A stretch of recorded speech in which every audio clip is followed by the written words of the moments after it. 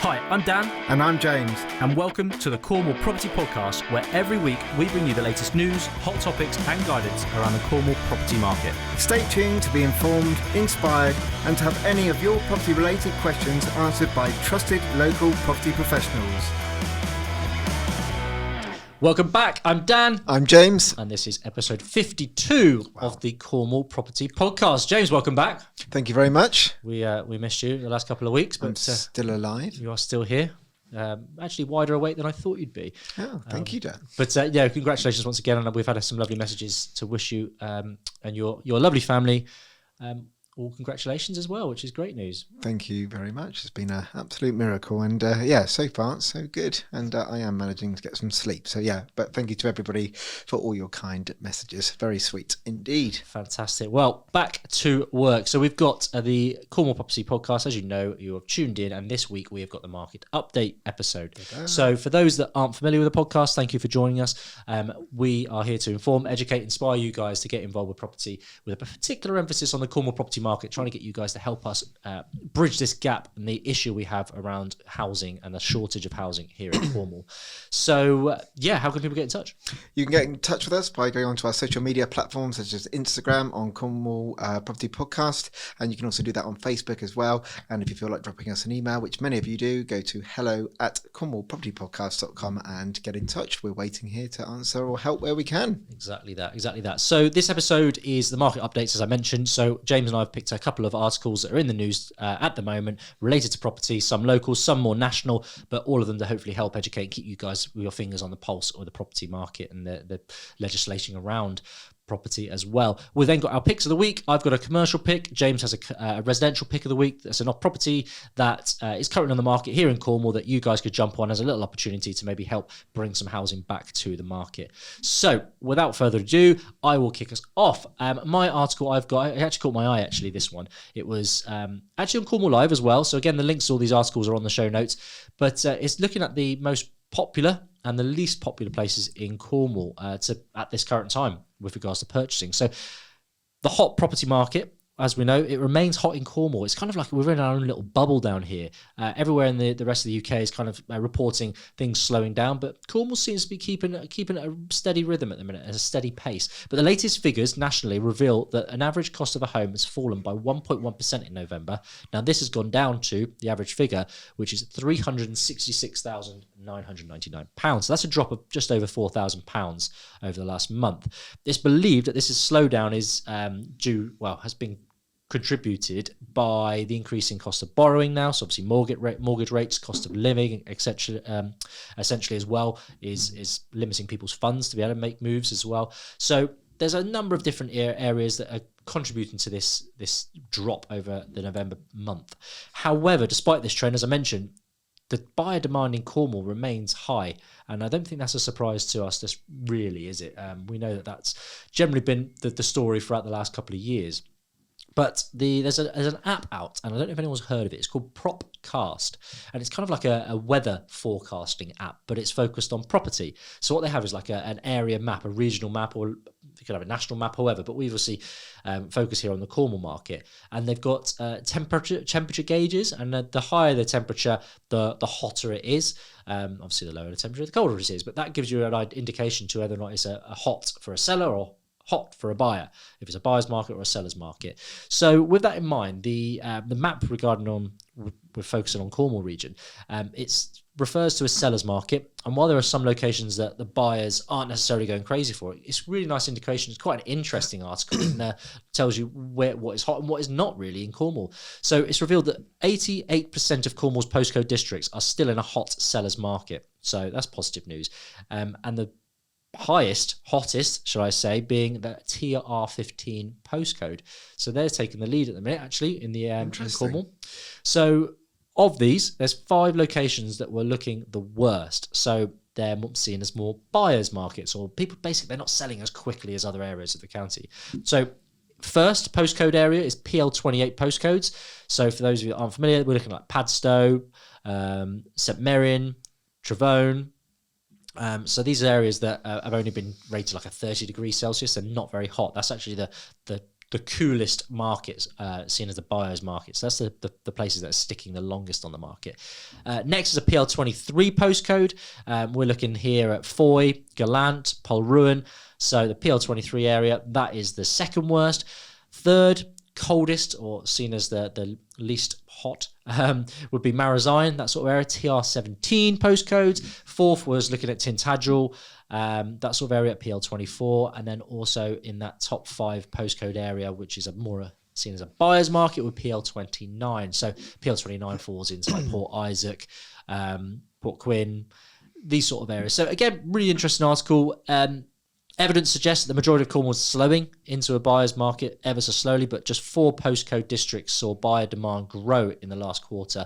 But again, if you want to know a little bit more about that, I won't go into too much more now, but there's a link to the show notes to the article. Have a little look. But I think it's no surprises. What I think is quite interesting, obviously, when you pinpoint those areas in a little bit more detail. But generally, these are quite higher valued areas, really. Padstow being in a top 4. I know those are quite high property valued areas as well. Marazion, Tintagel. So I'm not too surprised actually that they're probably sticking a little bit more than others, really, because they're probably a little less affordable, shall I say. Definitely. I mean, I look at all of those postcodes. Firstly, let's start with the market cooling a little bit. I think anywhere in the UK would slightly cool at the moment. One, because it's been quite a crazy year and it needs to calm down to some degree, but it's November. Everyone, as some of my headlines will come on to, people wait to the new year and they start wrapping up for, excuse the pun, for Christmas, and everything starts slowing down. But what is interesting about all of those postcodes, Dan, is that I know all of them fairly well, not so much the Fowey one, but all of the others I do, and they're all very clear holiday destinations. These are like holiday lets, rich in these areas, especially Port Isaac, Port Gavin, Port Quinton, and Dillon and Trelite. That is the majority there is holiday lets, and I think people in North Cornwall are still trying, because North Cornwall holds its value, especially places like Rock. People charge, pretty much whatever they want, and they're hoping for a bidding war on houses are worth what people are willing to pay there. But I think there are a few dreamers still up in North Cornwall, and I've had that from the horse's mouth from the agents, that people are still just trying their luck to put it on like places in like Rock, like 200-300 grand more than what it's actually worth, just to see if they get that sort of that rich London buyer. Perhaps you tend to find they don't necessarily need to sell, hence why they're prepared to do that. That's the difference. Exactly, they're not fussy. It's not like these are areas where people generally kind of live and they're a lot cheaper. They are often, especially in those districts, you can be going north of $1 million easy, especially in Padstow, Port Isaac. They're hugely expensive, and Marazion as well. But interesting there. Definitely. So the second article I've picked out here is an article about the crackdown on landlords. So no doubt if you've been looking at the press, and there's been some tragic news about a 2-year-old boy that died due to the quality of the home that he was living in.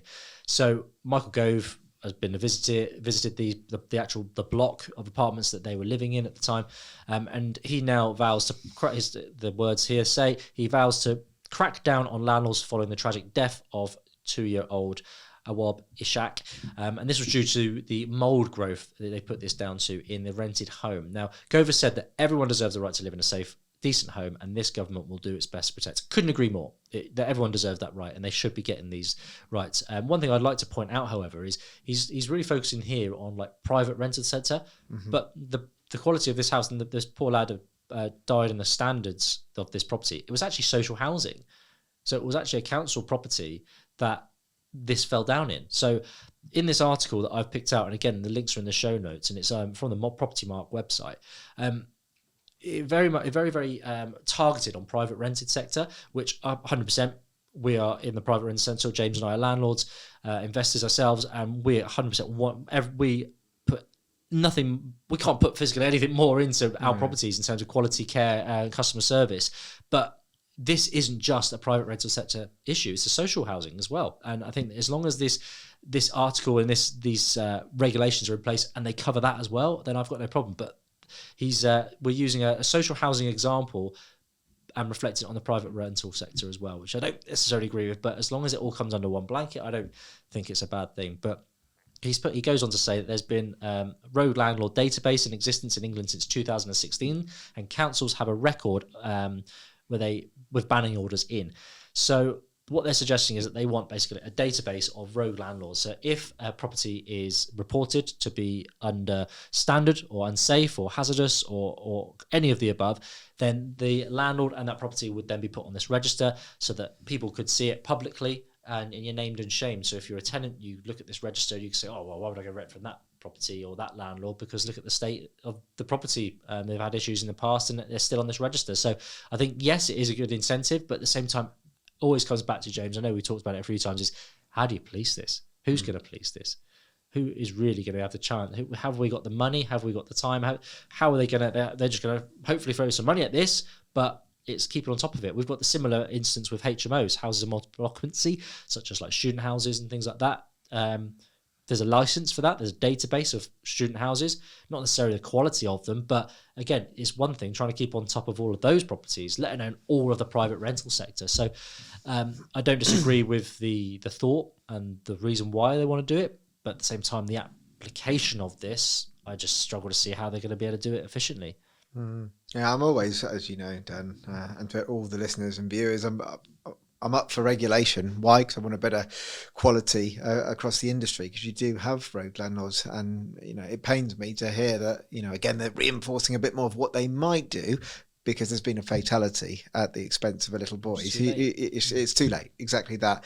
I think the properties that are managed through an agent, I think they're not the ones really to worry about, because they've got duty of care to do their due diligence, that the property is safe. They have to tick all the boxes because they get regulated as well. So that's all done. It is the landlords that choose not to use an agent, and they're doing things on Facebook Marketplace, and why are they doing that? Well, maybe because they want more money for the margins, but it might just be, well, if they bring it to an agent, they won't let it out because it won't meet the standard. But I think there should be some form of regulation where if you are going to do it privately, you're not going to use an agent that is a professional and it's regulated, then they have to get a stamp of approval for them to do that. Otherwise it is illegal, and make sure the tenants are aware of that. So if they don't see that stamp of approval, they could be reported, and that's a way, I think, to police it, that the tenant knows as they go into the private rental sector without an agent. They know, oh, Mr. Landlord, Mr. Jones, have you got your stamp of approval from somewhere? And they have to pay for that. But it's putting in the action. We need to see something, and no more fatalities. It's just brutal. Absolute madness. But so those are my two articles. James, what have you got for us? Certainly not as kind of interesting with those ones. Not that the fatality is, but mine are always going back to the figures. And I know we've seen a lot of I wouldn't say bad press, but I'm not a fan of the press, just because they can put people who are listening or watching the news into turmoil and thinking like the property market is over, and that really is just not the truth. But I have to wait until we get the proof in the pudding as such. And there are some stats out there now. So my first headline is a 5-year fixed rate falls below 6%. This is from Mortgage Strategy on a Money Facts article, and the average rate for a 5-year fixed, which the majority of many people have been going for, and that's what we've been banging on, get yourself a decent rate, has fallen to 5.95%. Data from Money Facts shows at the start of this month, being November, it stood at 6.32%, and then the average rate has now fallen to that point at 5.95, which is a really good indicator. And this is from past episodes that I've always kind of been a bit for the lenders are trying to lend money, but they're just not meeting the criteria, the borrowers, for the stress testing. So it is starting to come down now, which is a really good sign. I've also got some information here on the 2-year fixed average rate has also fallen across the same time frame, although it is some way off the 6% mark. As of today, it was the 6.13%, having fallen from 6.47, which was at the end of October there. So that's come down a little bit. Obviously, 5-year fixed, that's what the lenders want you to sign up for, and they're rewarding you by giving them another rate. But just from brokers that I've been speaking to, and for our own portfolio that Dan and I are ever growing to create housing across Cornwall, they're all saying the same things, like if you can hang on until January, they think the rates are going to go down again. And since that mini budget was announced, everyone just kind of freaked out, and even the banks and the lenders, now that kind of storm is settling down, we're already starting to see those rates coming down, because I know only a month ago, some places, if you you had bad credit or whatever, you were looking around the 7% mark, which was just not sustainable. So I think that's a really good sign. And for all the listeners and viewers, like just hang on. 'Cause I reckon we're going to start seeing stuff come to maybe in the 4.7 mark in January. But obviously we'll see what the new year. Thoughts on that, Dan? Yeah, it would be lovely. And just for us, obviously we've got investment going on. We've got 5 developments in Truro currently going on ourselves, and we are currently refinancing. So again, we have purchased these properties with investor finance. So we've used we work with investors. They have funded the purchase and the development. We obviously then give them their money back with a return of interest as well, agreed interest. And we are coming on off of that. We're paying the investment with a mortgage. So we put a mortgage on the property once we've developed it at a higher value. What we're finding now is the mortgages that we're going for, we've actually, and you and your great work, James, have secured us a 5.5% currently. But the beauty is what we've spoken with our broker is, look, we'll get the ball rolling with a 5.5%, but we have got that flexibility that if the rates were, and when they do come down in January, hopefully, we've got the opportunity to then just quickly switch over to the new product, which is great. It's having that, as long as it's obviously with the same lender.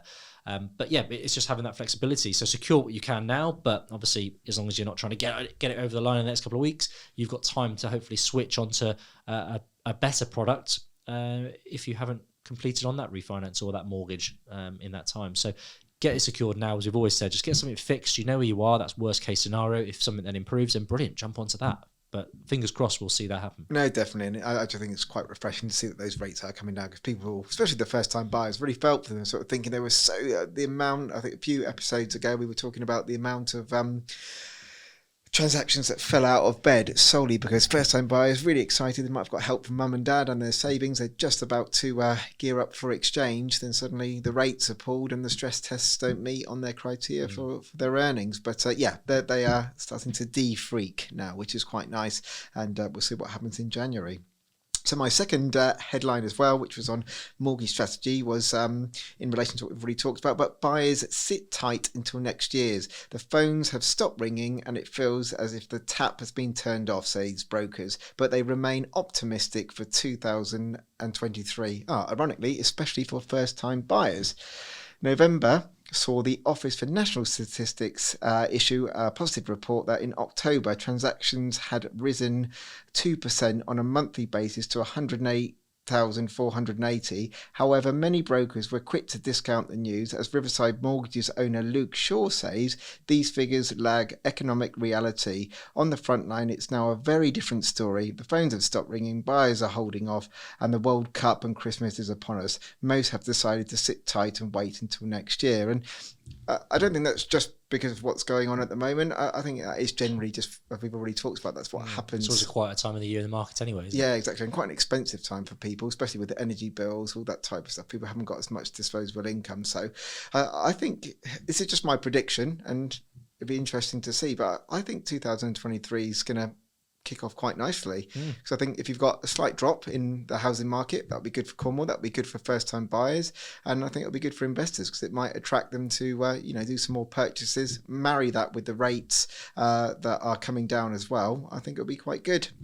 I just finished here. I've got something added to this. Are new figures from Zoopla, which show that demand has dropped 44% since the ill-fated mini-budget, which we all know about.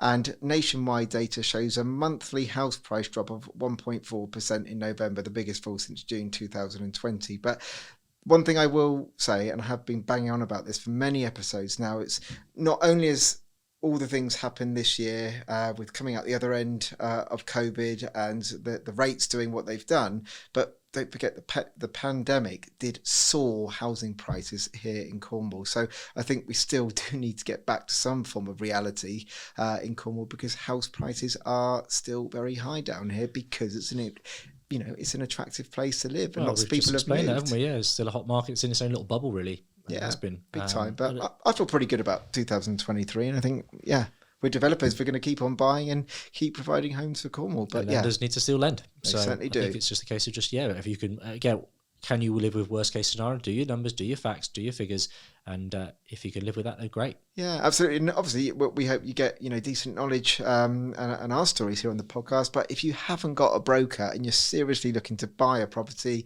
for your own personal or doing it as an investment, the best advice I can say, because I deal with a lot of the financial funding for Dan and mine's business, go and get a broker. Brokers know everything. They do all the dog work for you, and they'll be able to give you that reassurance. And last point, don't believe what you read in the press at all. Yeah, pinch of salt massively. So this brings us on to the part of the show where James and I pick and share our picks of the week, essentially. So these are properties that are on the market currently, and we want to share with them. Could be opportunities for you. So James, I'm going to put yours on first. So yours is, it's a lovely old pebble dashed property in beautiful Nampian. Yeah, so small. Nampian in St Austell. It's currently on the market at 200,000 with Stratton Creever.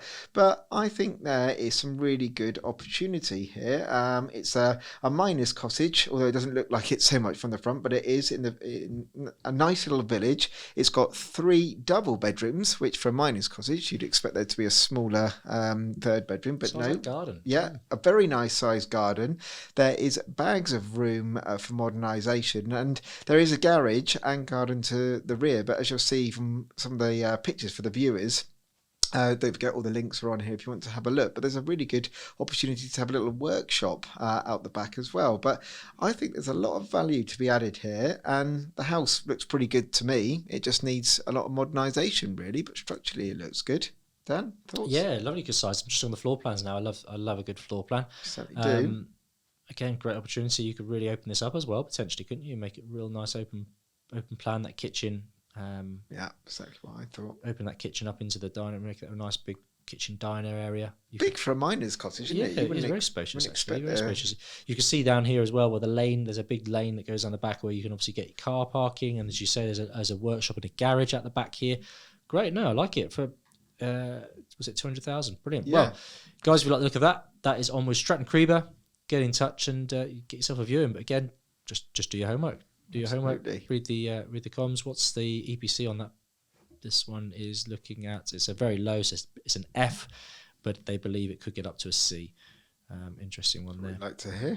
Interesting as such. Right. Well, that brings me on to my property. My property is a lovely commercial opportunity. It's an opportunity where someone could purchase themselves commercial property, but it's got some residential opportunity above it. So this is in Truro. Everyone knows that we love Truro, James and I. 210,000. It's been on the market because you can see I've got my property tracker app. I can see when it came on. It came on at the end of November, so it's not been on very long.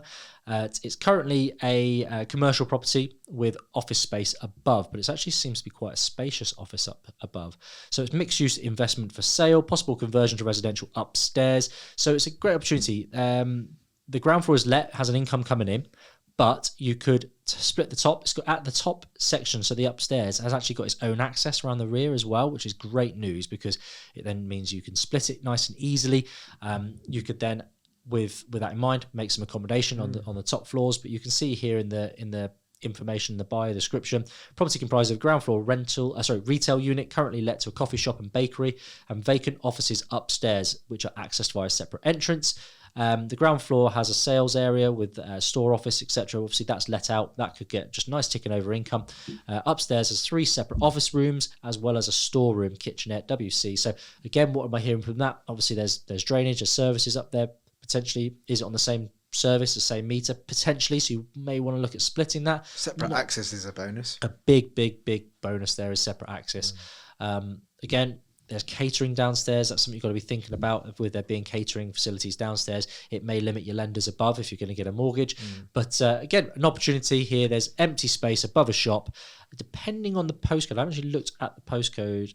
You may even be part of the Truro Town Bid grant, actually, where they're trying to actually encourage this opportunity here in the centre of Truro. But it might be worth just looking into the Truro Bid. And we might see if we can get someone on, actually, regarding the Truro Bid. It could be quite a good good idea. podcast, actually. For sure. But they are actually offering grant. I think they're offering like 50% of the funding. They would fund 50% of the development, where you're able to bring housing above commercial properties, because it's just empty spaces. As we all know, this whole podcast is about bringing homes to Cornwall. It could be a great opportunity there. Quite an achievable price at 210. I think you could hopefully get a bit off of that. But yeah, you can see here we've got storage heaters again. We are very big advocates, and you could get some really good EPC figures as well. We're using the quantums, upgrade thermally where you need to. But again, on with Miller Commercial. I know these guys at Miller Commercial are very helpful as well. So do give the guys a shout out. No doubt they can give you more information. But great opportunity. Yeah, it's good. Fine, they're done. Quite like it. And EPC is D on it, so it's not that bad. Not that bad at all. No, definitely not. And it could be easily improved by simply just updating those heaters. Definitely. The services. But guys, that brings us to a close on today's podcast. Thank you ever so much for joining us, as always. And if there's anything you need from us, please do get in touch. Absolutely. And you can do that by going onto our social media platforms such as Instagram and Facebook. So you can find us there, or you can drop us an email, which is at hello@cornwallpropertypodcast.com. Send your information or requests in, and we'll do our very best to help out. And thank you for supporting us, as always. Definitely. Well, guys, until next time, that's a goodbye from me. That's bye from me.